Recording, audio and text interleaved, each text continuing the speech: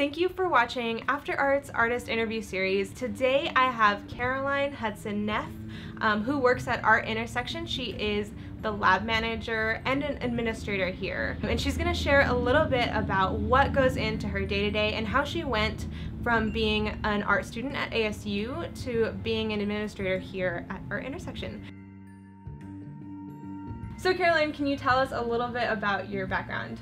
Yes, I'm originally from Jackson, Mississippi.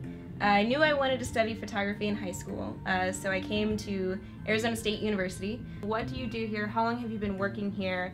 And what is Art Intersection? So Art Intersection is a small business that provides resources to artists and our local community here. We have a professional gallery space. We also have a lab with equipment to produce fine art prints of lots and lots of different kinds. We also teach classes and workshops and have lots of other different kinds of programming. I've been working here nearly 2 years, and I actually started right after I graduated from ASU. And my role here at Art Intersection, my technical title is the Photography Arts Lab Manager. And because we are a small business, I wear a lot of different hats. I manage our lab and make sure our equipment is functioning. I also handle our daily rentals, coordinate and assist with our workshops. I also teach individual classes here. In addition to that, I manage our website and I do a lot of our online marketing. That is so much work. But what prior experiences do you feel helped you get a job in arts administration from going to school with a studio degree? Really what was useful for me were all my extracurricular activities. My internships, I had the rare experience of interning at a place that I would later work. So I got kind of an inside look into how things operated on a day-to-day. A big help was also my internship at the Arizona Commission for the Arts. I was an assistant to the programs director there, so I got kind of a glimpse into the not so glamorous side of arts administration, especially within a government agency. So in our time in Photo Club, we both served on the board together, and we had the opportunity to really just control the functions of the club, and we scheduled meetings, and we had to be in charge of making sure everything in the club ran. One thing that was the most challenging was really trying to encourage people to engage. And even now, like in my job, I see it's hard to get people to realize what resources are available in their community. Yeah, I think a lot of the struggle that we found in Photo Club and my job now at Art Intersection is finding ways to get people to participate in a way that's really meaningful. Even if you're solely working as an artist, like once you have your first exhibition, you need to know how to get people excited about what you're doing, especially because it's about you, it's not necessarily about them. So I think that is a huge experience, and it's really transferable to a career in the arts or a career in digital marketing like I do now. Like, it's so important. Yes. So you've been doing this job for a while, and I'm sure you've been in a lot of contact with artists or people at other art centers, art museums, galleries. How would you say that your role here at a small, independently owned art center differs from, say, if you worked full-time at Arizona Arts Commission or something like that? So it's really twofold for me. Working somewhere that is a small business, again, we really only have a staff here of 3, sometimes 4 people, and that means that when it comes time to make decisions, there's fewer people that have to sign off on what we do here. So I have a lot more creative control over our programming and other things that I want to implement here. The flip side to that is because we are a small business, we aren't a government-funded arts agency, we aren't a large museum with lots and lots of funding. Everything that we do here is seen through the lens of is it financially sustainable, which is something that was really new to me coming from an arts background. As artists, people sometimes expect us to do things for free, or everyone's so used to the nonprofit model because so many art organizations are nonprofit, which is great, but when it comes down to it, sometimes that's not always feasible or sustainable for a business. It's something actually that I have to confront most days here.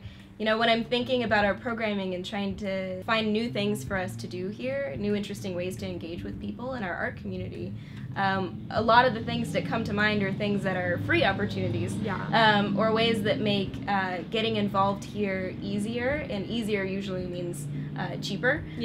So trying to balance that with, we have to keep the lights on here is something that's really challenging, because I want to be able to do good for our community and provide accessible resources here.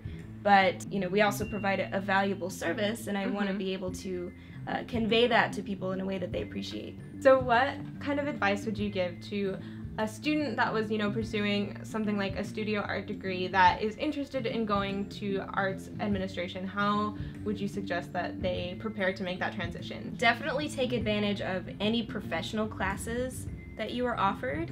I know in many places, many schools, they're not required, which is kind of a shame to me, because I think art students have a weird misconception of professional classes and professional activities. It's really, really vital, and it was really important for me early on.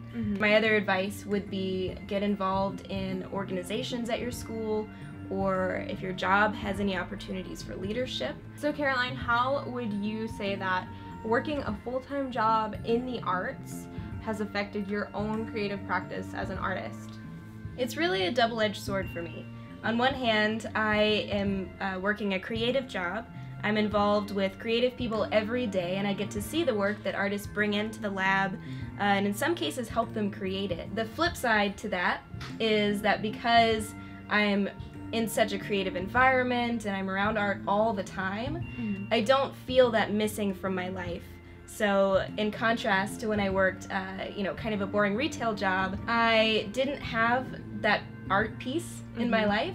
And so I worked really hard after hours to try to create that and try to continue, in my creative passion. I totally understand that. Finding that balance is really difficult, and I think something to keep in mind is that it's different for everyone. Would you say you're still trying to figure that out? Oh, absolutely.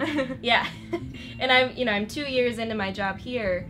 Even when I first graduated and started working full-time, I was used to working full-time on art, right? Because I was in school. And that shift to working full-time in art to working a full-time job has really taken a lot of adjustment. All right, so what would you say is the most important thing that you've learned while working at Art Intersection, and what is something that you wish you had known before you started this position? So something that I think has become really important to me in my role here is making connections with other people. So making those connections that are long-term and meaningful has given me a lot of faith in the art world, which can sometimes feel a little cold and like you're all on your own.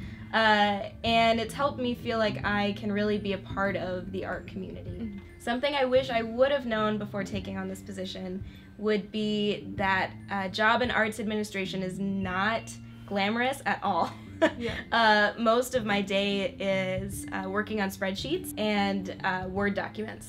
So there's a lot of behind-the-scenes work that goes into making a space like this function. There are arts administration jobs that are strictly arts administration, right? And you actually have more of a hybrid job where you're also managing a lab and working with students. So that's something really important to keep in mind if anyone's considering this as a career, right? Yes. I'm really grateful that my job is so versatile and that I'm able to do different things every single day. No two of my days look the same. Yeah. I don't know about you, but I've heard over time, a lot of art students or recent graduates kind of talking about arts administration as almost a backup career. Do you want to kind of bring some clarity to that? And it seems like there's a lot more to it than meets the eye, right? Yes. I think there is a small possibility that if you're hoping for an arts admin job as a backup option, maybe the right opportunity comes your way, maybe you'll get it. But in reality, there's a lot of prep work that goes into getting a job like this. My 2 internships, I specifically set out to learn the kind of skills that I'm using every day now. I also was very adamant about maintaining a relationship with Art Intersection from the time that I first interned. So I was kind of lingering around this space and continuing to volunteer long after my internship was over. Because I hoped that one day there might be a way that I could be involved in the future. And luckily, my employer was also keeping an eye on me and the things that I was learning and the ways that I was growing in school. Absolutely. Like, when I was at Anderson Ranch, the same thing was happening there. You know, interns would come back for summers, and those were the full-time staff eventually, and art directors there. You know, it's very much about community and staying active in that community. You not only want someone with all the right skills, you want someone who's demonstrated that they're engaged and that they're loyal to you. And passionate. Right. So Caroline, what are your next steps? Where do you see yourself in, say, 2-3 years? Where do you want to be? So I do plan on staying at this job for several more years. I feel like there's so much that I've learned already, but there's so much still that I have to learn. And I really want to be able to make my mark here. Yeah. But as for after that, I would love to build up the resources to take on a professional art career full-time. Whether that's an opportunity that will happen, will wait to be seen. Yeah. But I'm comfortable with that because I'm used to keeping the door open and just seeing what comes along at the right time. All right, Caroline, thank you for sitting down to do this interview. Where can more people find information about Art Intersection, either online or in person? Our website is artintersection.com. You can find us on Facebook, Instagram, and Twitter at Art Intersection, or you can stop by our location in Gilbert anytime and I'll show you around. Awesome. If you want to learn more about Caroline and see some of her work, I will include a link to her website in the description below. And if you want to see more videos like this, be sure to subscribe to After Art.